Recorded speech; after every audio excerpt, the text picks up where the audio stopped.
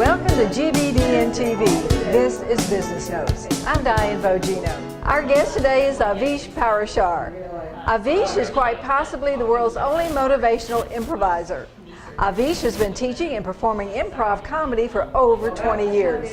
And for the past 10 years, he has served as a speaker, helping organizations use improv comedy principles to improvise, adapt, and innovate in an ever-changing world. He is the author of 2 books on applying improv to business and life.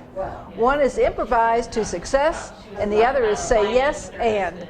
Avish specializes in putting on programs that are interactive, hilarious, and that leave people with ideas and techniques they can apply immediately. Avish, thank you so much for being with us tonight. Oh, my pleasure. Thank you for having me. So, Avish, tell me, how can professionals use improv to be successful?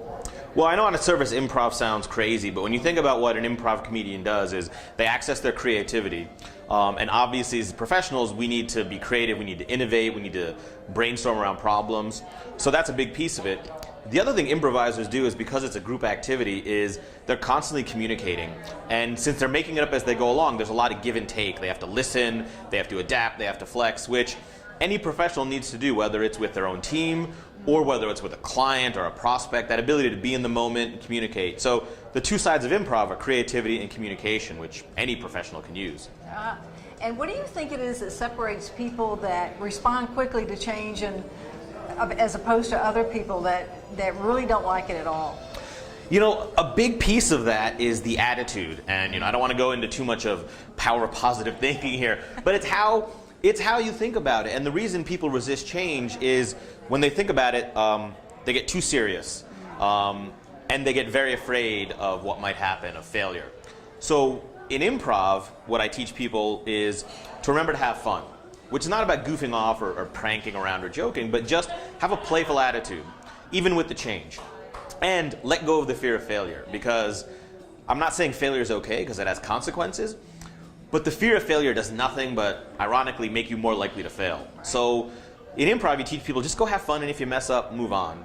The same principle applies to dealing with change off stage, but I think that's a principle that a lot of people struggle with, which is why so many people hate change.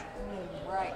And what is it about professionals that they can't seem to adapt to change, and they also can't see how to take advantage of sudden change?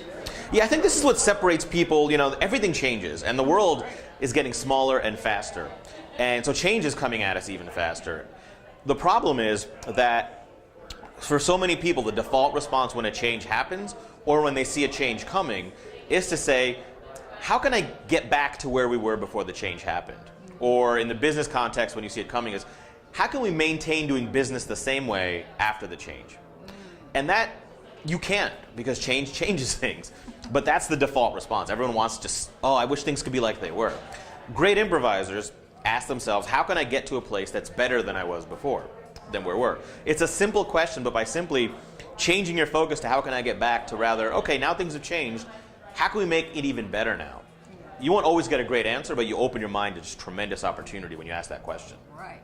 That's a good one. Avish, what about the idea of comedy improv and agile as an approach to obtaining goals? Yeah, I have a background in computer programming as well, and there's a whole movement there called Agile Program Development, which is where rather than planning out the entire project and saying, okay, this is how we're going to develop it over 6 months, you do like 2-week blocks, and you get and it's not just like progress, you get a 2-week piece done that can be tested, and then you can evaluate the results. So that's the same approach in improv comedy. In improv, sometimes you act out a scene. You don't step on stage and have an idea for where the next 4 minutes are going to go. You just take the one step, and then based on what your partner does or the audience reacts, then you take the next step. So it's a matter of taking a small step, analyzing the result, making an adjustment. So off stage and in business, this is how I recommend people approach their goal achieving. I don't say goal setting, because you can have an intention for where you want to go. But rather than trying to make a 12-month or 5-year plan, just worry about taking a small, discrete, one step, one day, a couple weeks. Analyze the results and then adjust. It makes it much less overwhelming, and it also allows you to have progress faster, because you get something done, and then rather than getting stuck in a project or a path for like months, as we've all done from time to time, And 6 months later, you realize, well, that was a waste of time. Here, every few days, every few weeks, you're like, okay, how did that work? What's next? And then you slowly, and what's cool about that approach is because of the adjusting, you may end up in a place very different than you originally intended, but because you're making adjustments as you go, that's usually a better, more exciting place than you originally set out for. Ah. And how can professionals use that idea about yes and to help them grow their business? Yeah, well, in improv comedy, the most fundamental idea is that you should say yes and instead of yes but. Right. And so if we were doing an improv scene and you try to say something, if I say yes but, that's called blocking, where I'm shutting off your energy. And off stage, once you understand this idea, you see and hear yes but everywhere. And what yes but does is it cuts off the energy. So if a team member or a spouse or a boss or someone comes to you with an idea and you say yes but, they get defensive, their feelings get hurt, and it shuts off innovation. When you switch to yes and, what that forces you to do is to say yes where you're agreeing and build off of their idea. So here's what you said, that's okay, I'm going to now add to that. Now, the benefit there is it builds a relationship, whether it's personal, professional, internal, or with a client. But what that also does then is open up innovation. Because what happens is when someone comes to you with an idea, that little spark of an idea, so often it's not going to be fully formed and it's going to have problems. And too many people say, yeah, but that's not going to work.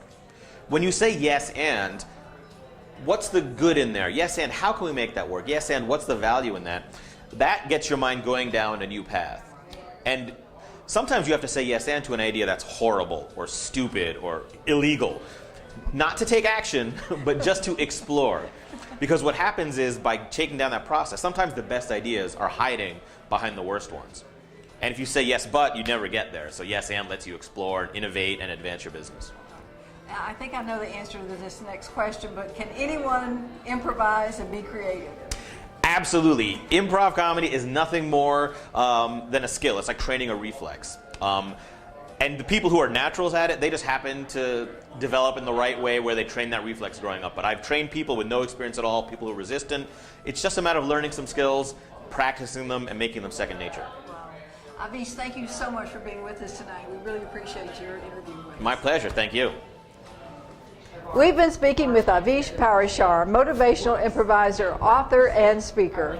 Thank you for joining us on GBDN TV and Business Notes. I'm Diane Bogino, bringing you business ideas you can bank on.